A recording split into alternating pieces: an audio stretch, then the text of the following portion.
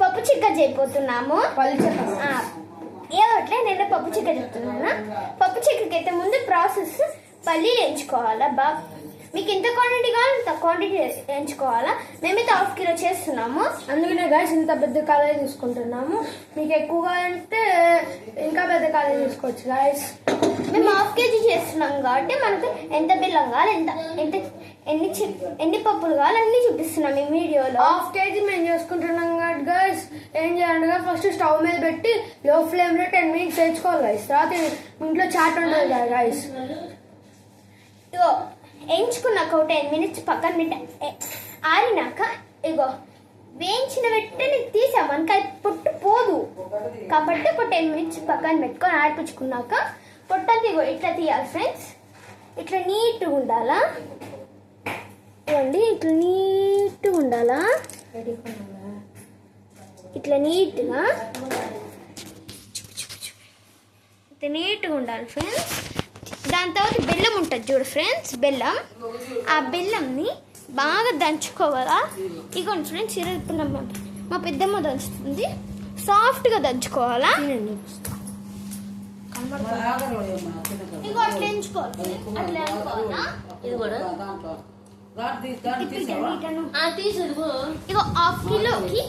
1/2 kilo పప్పు చెక్కకి 1/2 kilo ఎన్ని పప్పులు తీసుకుంటే అంతే బెల్లం దాన్ని కొంచెం తీసేసామా.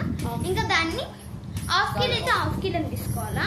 మీకు నచ్చుతుంది. మీకు ఎంత తీపిగా అంటే అంత తీపి. మేమైతే లైట్గా వేసుకుంటున్నాము. మరి లైట్ కాదు సరిపోయినంత. తర్వాత ఏమో దాన్ని అంతా కరగబెట్టుకోవాలా.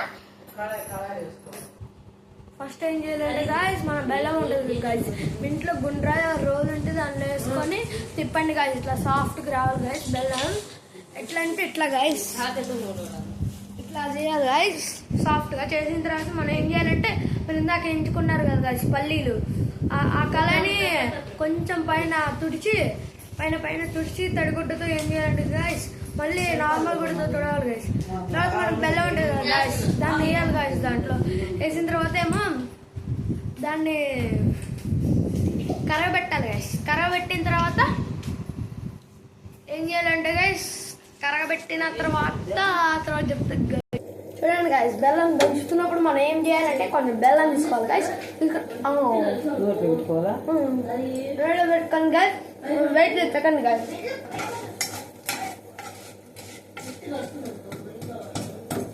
కొంచెం పల్లీలు తాగుతాయి.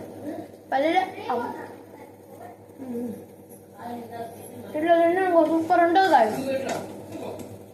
ట్రై చేయండి గాయస్.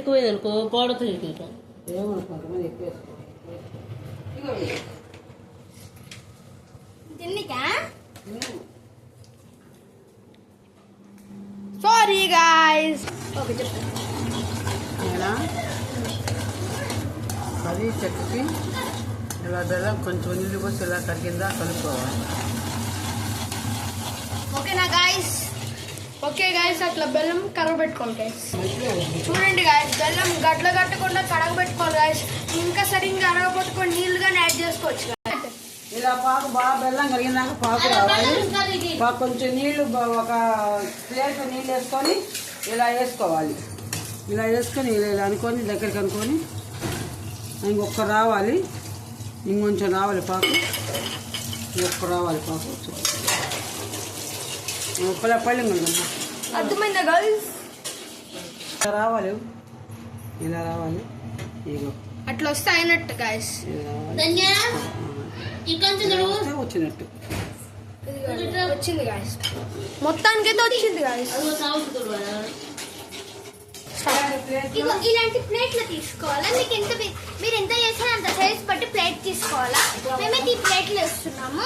మీకు లావు కావాలంటే లావుగా, సన్నగా అంటే సన్నగా, వెడల్పు ఎక్కువ ఉండాలి గాయస్ ప్లేట్ కి. అప్పుడే చేయగలం మనం. ఓకేనా గాయస్. స్టార్ట్. నెయ్యి వేసుకోవాలి. ఒక చుక్క నెయ్యి వేసుకొని ఇలా ఇదంతా అప్లై చేసుకోవాలి సైడ్స్ అదంతా. లేకపోతే మనకి పప్పు చిక్క బయటికి రాదు. ఎందుకంటే అతుక్కపోతుంది కదా. అందుకే నీట్ గా అప్లై చేసుకోవాలి సైడ్స్ అదంతా. అర్థమైందా గైస్. అప్లై చేసుకోవాలి గైస్. చూడండి గైస్ ఇట్లా గడ్డ లేకుండా చేయాలి గైస్. కనబడుతుందా గైస్. ఓకేనా గైస్.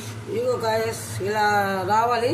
మాకు ఇందాక సరిగ్గా రాలే కదా. ఇప్పుడు వచ్చింది బాగా. ఇగో ఇలా మీకు సాఫ్ట్ కావాలంటే సాఫ్ట్ గా, గట్టిగా ఉండాలి.